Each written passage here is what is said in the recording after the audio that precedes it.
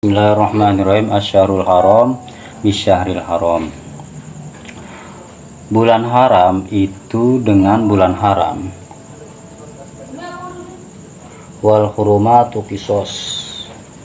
Dan sesuatu yang dihormati itu adalah kisos. Jadi di bulan-bulan haram itu ada larangan untuk berperang. Karena bulan-bulan haram itu seperti bulan Rajab, Sya'ban ya, Dzulhijjah, Muharram ya.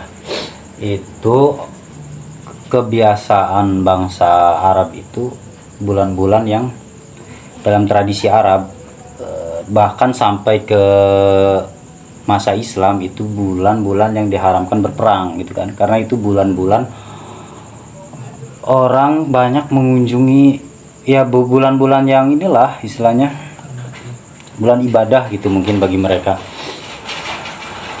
Itu diharamkan untuk berperang.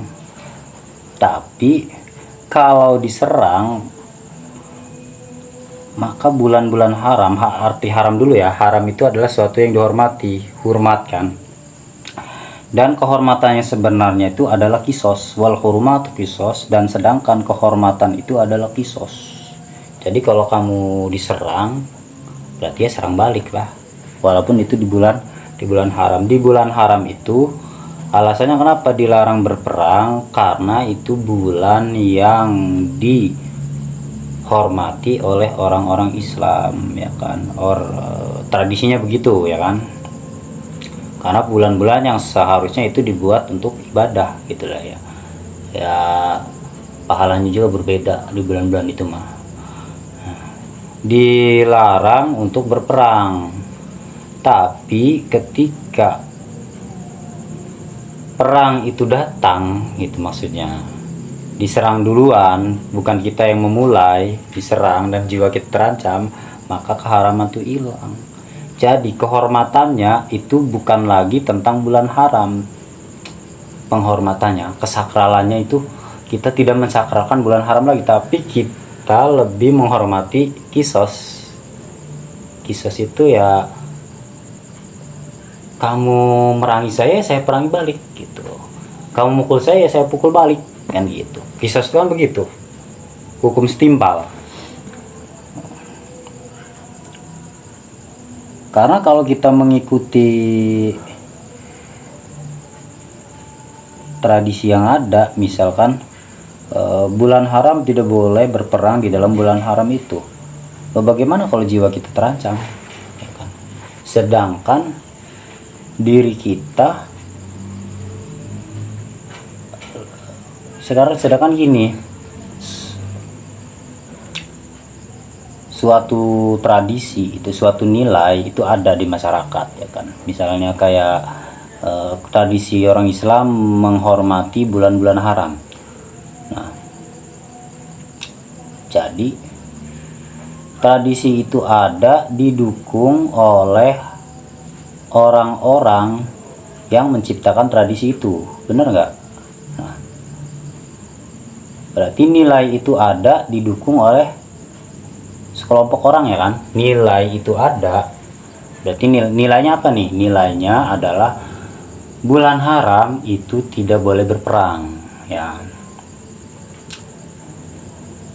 Jadi setiap individu itu, sekumpulan individu mempunyai nilai yang sama gitu kan, nilai yang sama-sama dipegang bersama, yaitu bulan haram tidak boleh berperang.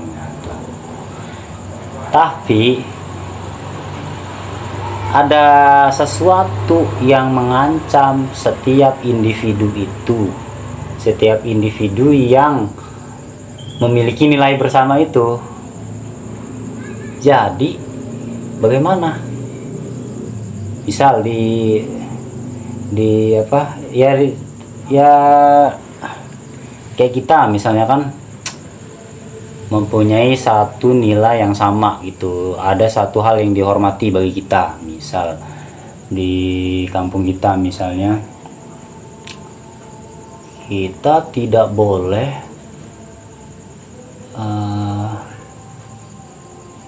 tidak boleh berantem di dalam masjid, misal umpama tidak boleh berantem di dalam masjid, misal karena masjid tempat ibadah, misal ya.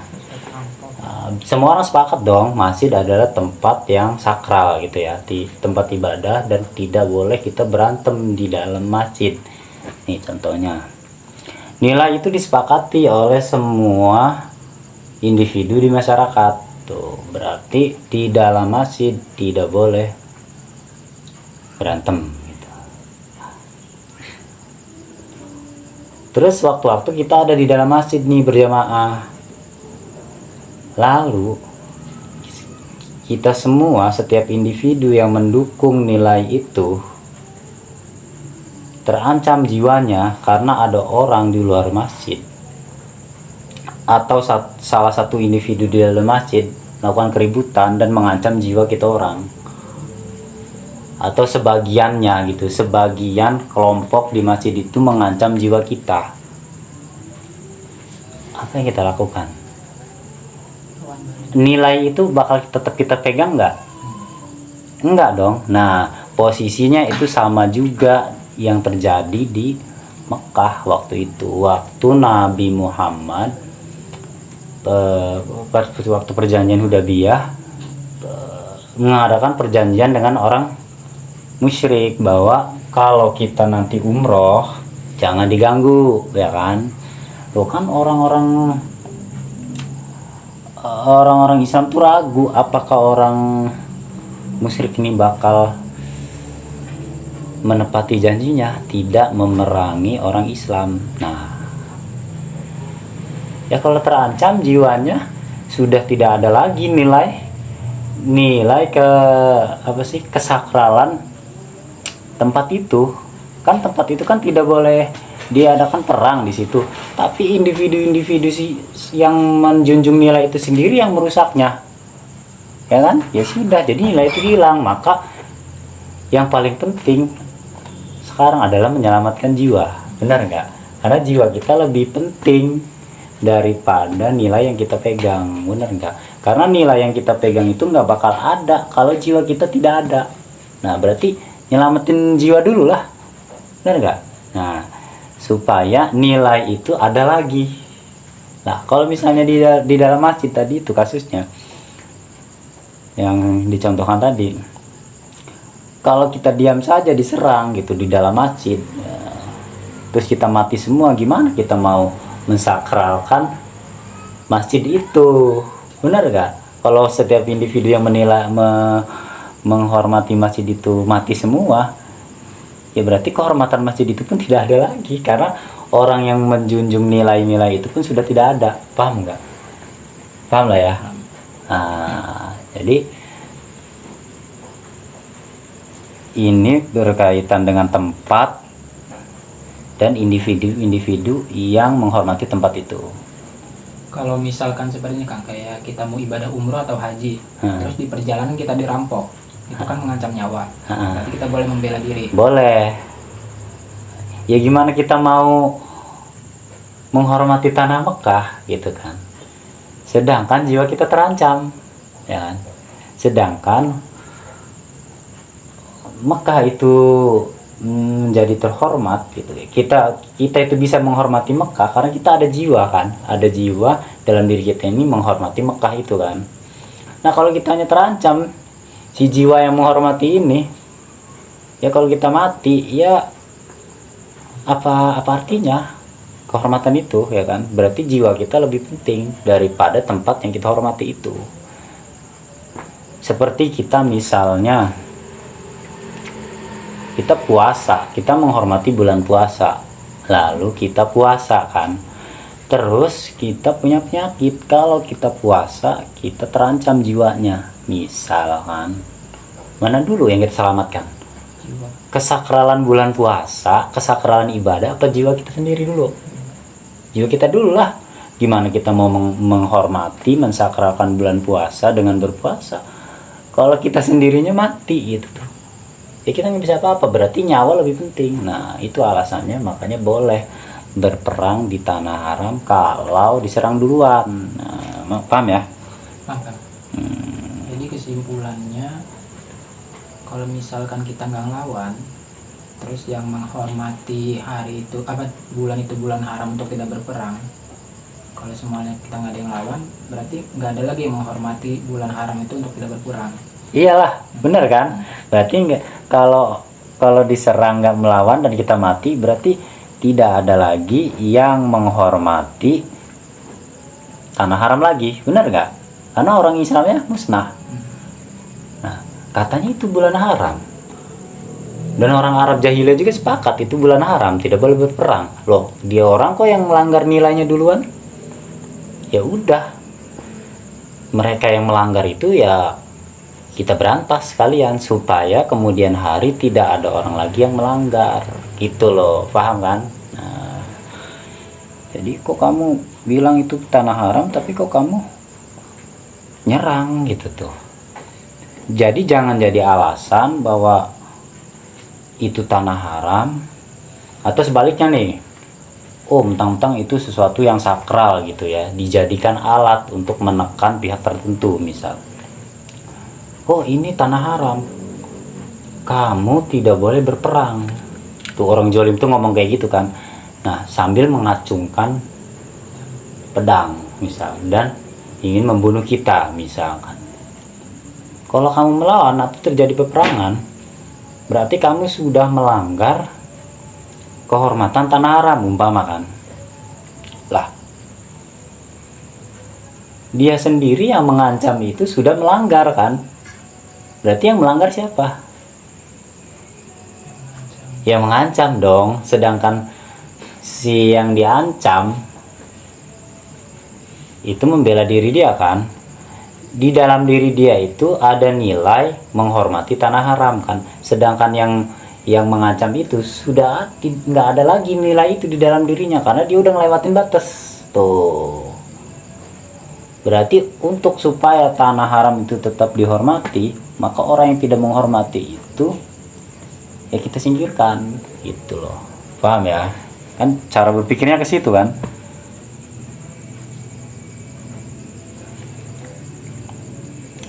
Famanita ada alaikum fantadu alaihi, barang siapa yang menyerang kalian tuh melewati batas, maksudnya menyerang dengan peperangan, fantadu alaihi, maka serang balik dong. Bimis lima tada alaikum, dengan seumpama mereka menyerang kalian gitu. Wattaqullah, dan takutlah kepada Allah, wa'lamu annallaha ma'al muttaqin, dan ketahuilah bahwasanya Allah itu beserta orang-orang yang bertakwa dengan pertolongan Allah tuh ya. Wa anfiqu fi sabilillahi wa la tulqu bi aydikum ila tahluka, dan berinfaklah kalian di jalan Allah, wa la tulqu bi aydikum ila tahluka, dan janganlah kalian itu menjatuhkan tangan-tangan kalian pada kehancuran. Maksudnya ini menjatuhkan diri menjatuhkan diri ke dalam kehancuran itu tidak menginfakkan harta di jalan Allah, pelit gitu ya, tidak mau mengeluarkan harta di jalan Allah untuk taat, untuk jihad gitu, untuk kemaslahatan orang Islam tuh.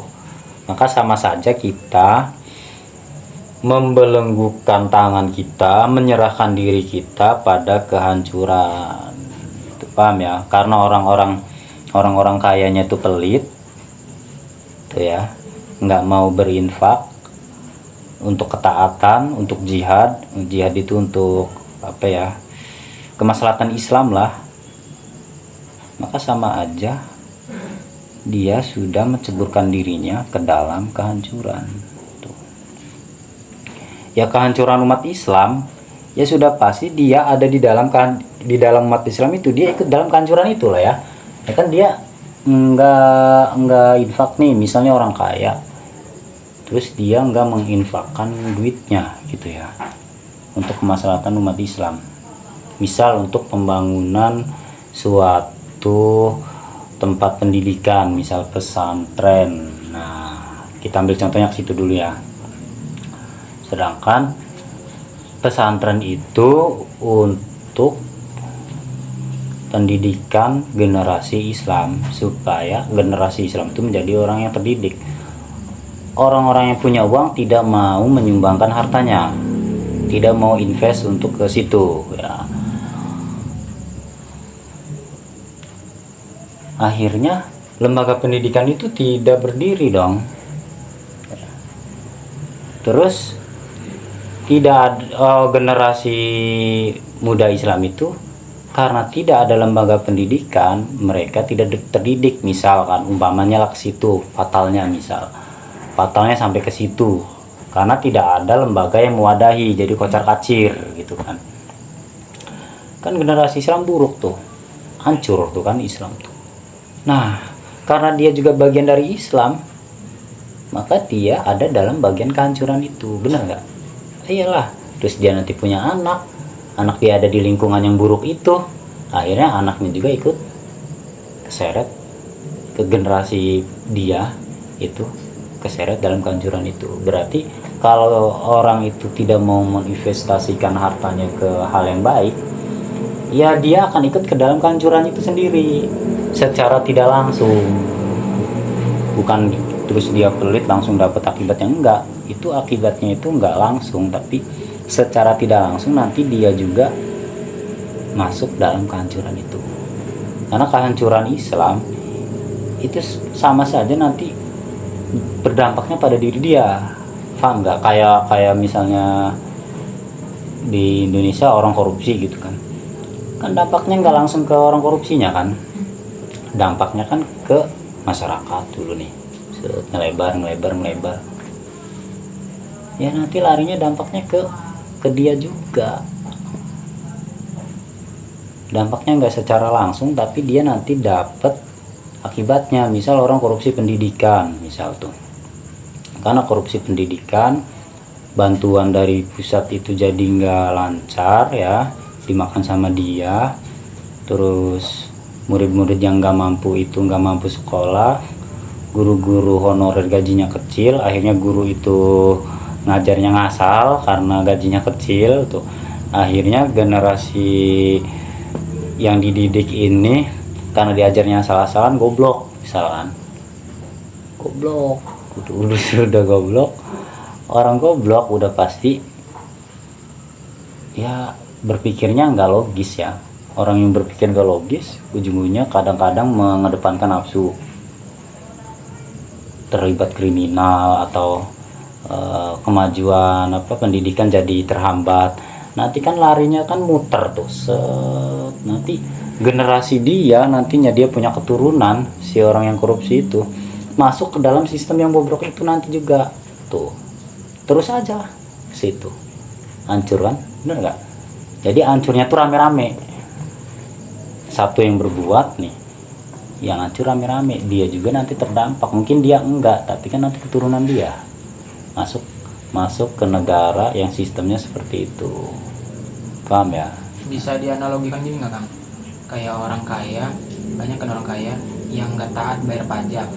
Berdampaknya kan subsidi bisa jadi cabut, jadi kayak bantuan sekolah, kayak kesenjangan kesehatan tuh jadi mahal, subsidi segala macam kayak BBM jadi mahal. Itu kan berdampak bagi yang nggak mampu. Jadi bagi yang nggak mampu itu kan bisa jadi protes, kemudian negara itu bisa hancur.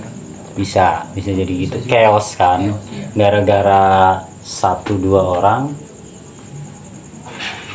atau banyak lah kelompok, akhirnya jadi chaos kan. Bisa jadi ke situ. Jadi pelit tidak mau menginfakkan harta untuk kemaslahatan orang banyak. Kalau di sini kan untuk jihad, untuk ketaatan pada, untuk hal yang baik lah ya, untuk kemaslahatan bersama, itu sama saja menjerumuskan diri ke dalam kehancuran. Paham ya? Wasinu innallaha yuhibbul musinin, dan berbuat baiklah dengan nafkah, dengan infak atau selain infak. Apa kamu sumbangsinya bisanya? Kalau enggak sama harta ya sama ilmu. Innallaha yuhibbul musinin, sesungguhnya Allah menyukai orang-orang yang berbuat kebaikan. Watimul hajja wal umrata fa in uhsirtum famastaisaru minal hadi. Dan sempurnakanlah haji dan umroh karena Allah. Tuh, bukan karena pengen disebut haji ya, karena Allah. Fa in uhsirtum, maka kalau kamu dicegah, maksudnya tidak bisa pergi haji itu karena ada musuh atau apalah, ada sesuatu yang menghalangi untuk bisa menyempurnakan haji itu, famastaisaro minal hadi, maka kamu harus membayar hadiyu. Hadiyu itu semacam kifarat lah, sesuatu yang mudah daripada pembayaran kifarat itu, yaitu 1 kambing itu kalau tidak bisa atau terhalang untuk menyempurnakan haji ya. Wala tahliqu ru'usakum hatta yablughal hadyu mahilla, dan kamu jangan mencukur kepala-kepala kalian sampai si kifarat itu, hadiyu tadi itu, siapa kambing yang mau dikorbankan itu sebagai tebusan, mahillah sampai ke tempatnya. Jadi batasan sampai udah mau selesai lah manasiknya tuh. Setelah itu kan baru nanti cukur, tahallul ya kan. Nah, kalau udah selesai manasiknya, udah disembelih nih, udah di tempatnya tuh disembelih, nah, baru tahallul kan, cukur dia tuh. Famangkana minkum maridon aw bihi adan min ra'si, tapi kalau orang yang diantara kalian ada yang sakit atau kepalanya itu ada penyakitnya, seperti kayak ada sekatnya, ada apa sih, koreng lah ya, nah, maka itu boleh mencukur rambutnya walaupun belum selesai manasiknya itu, walaupun belum selesai. Fafidyatun, atau kalau misalnya tidak ada nih, tidak bisa beli apa kambing tadi, fafidyatun min syamin aw sadaqah tuh ya. Jadi begini, orang yang mencukur rambutnya baik sebelum selesai manasik tuh ya, baik dia itu sengaja atau dia itu karena ada penyakit, maka dia fafidyatun min syam, maka dia membayar fidyah dengan puasa tuh, atau sedekah, atau sedekah dengan 3 sok dari makanan pokok negara itu apa, gandum gitu kan, nusukin atau hewan sembelihan gitu kan. Nah, jadi itu pilihannya, kamu mampu beli hewan maka itu bayarnya, kalau tidak mampu ya puasa itu kan ya, itu pilihannya, itu 3 ya. Atau sedekah makanan pokok gitu ya. Jadi menyembelih hewan itu adalah pilihan dari mencukur, baik itu tanpa ujur ya, dari mencukur tanpa ujur ya, li'annahu aula bil kifarah, karena menyembelih kambing itu lebih utamanya kifarot. Jadi kalau yang dia itu tanpa ujur mencukur rambutnya pada saat manasik itu, maka lebih utamanya itu kambing ya.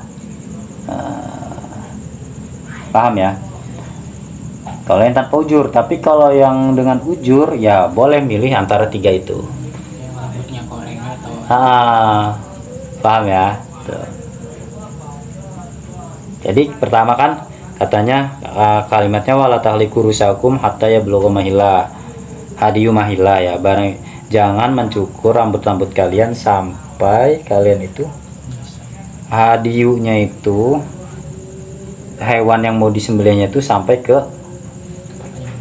tempat yang ditentukan itu, akhir dari manasiknya di mana itu. Ini saya kan belum pernah pergi haji ya, tapi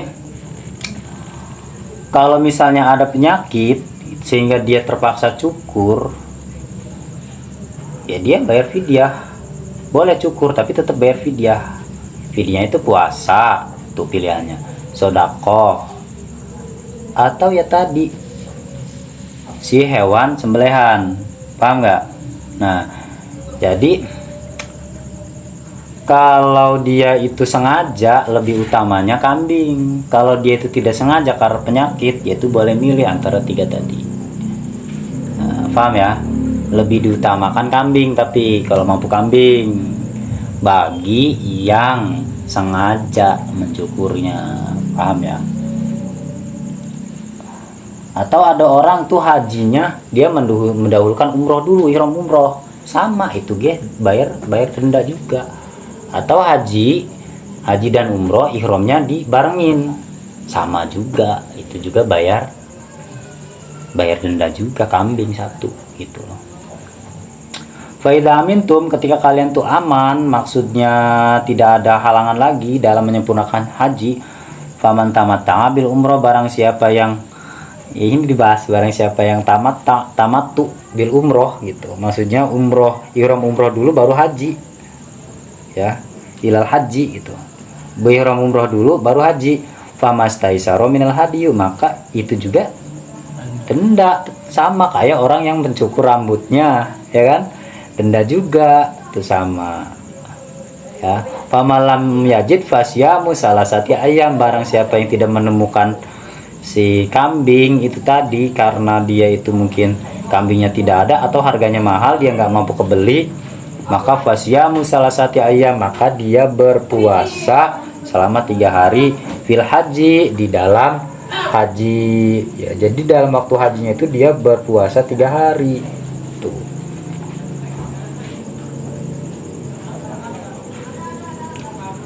Wasab'atin idza raja'tum, dan puasa 7 hari ketika dia kembali ke tanah kelahiran dia, ke negaranya.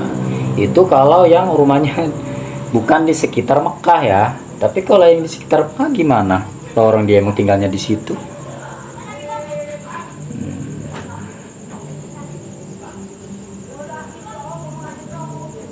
Ya. Ini selanjutnya. Tilka asratun kamilah, itu adalah 10 yang sempurna puasa yang tadi itu. Zalika, yang begitu, peraturan seperti itu, puasa yang seperti itu, 5 lam yakun ahlu hadiril masjidil haram, bagi orang yang keluarganya tidak ada di sekitar Masjidil Haram, berarti dia tidak tinggal di situ. Tuh, bagaimana kalau orang itu tinggal di sekitar situ? Berarti dia, nah ini jawabannya, dalam yakuna ala dunil marratain baik karena kalau ada di sekitar situ rumahnya, fainkana faladama alaihi walasiyama,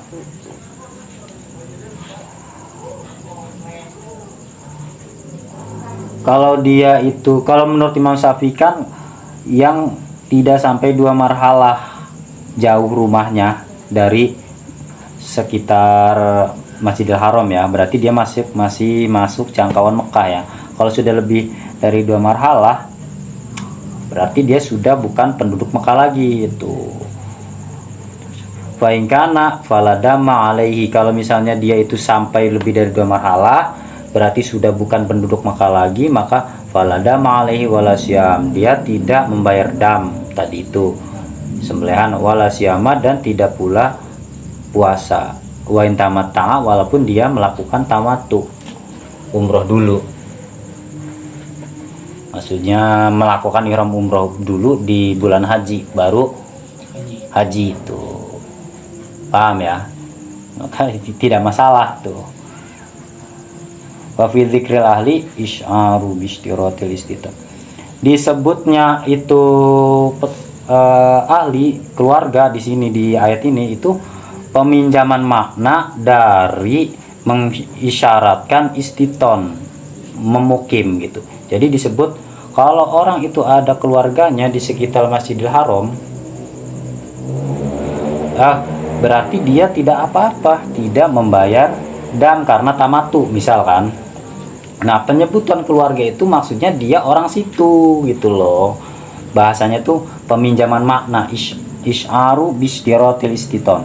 Falau aqama qabla asyuril haji, kalau misalnya seseorang itu bermukim sebelum bulan-bulan haji, lam yastautin walam yastautin, tapi dia tidak bukan orang penduduk kali situ, watamata fa alaihi dzalika, maka dia melakukan haji tamattu gitu, melakukan ihram umroh dulu lalu ihram haji, maka tetap dia kena dam juga gitu. Tapi itu mah memang yang asli penduduk situ gitu tuh, paham ya. Tapi kalau misalnya orang Indonesia ke sana sebelum bulan haji ya, dan dia itu memang bukan orang penduduk situ, ya tetap dia kalau melakukan ihram umroh dulu di bulan-bulan haji, di bulan haji ya, maka tetap kena bayar denda ya. Nah itu adalah salah satu pendapat Imam Syafi'i ya.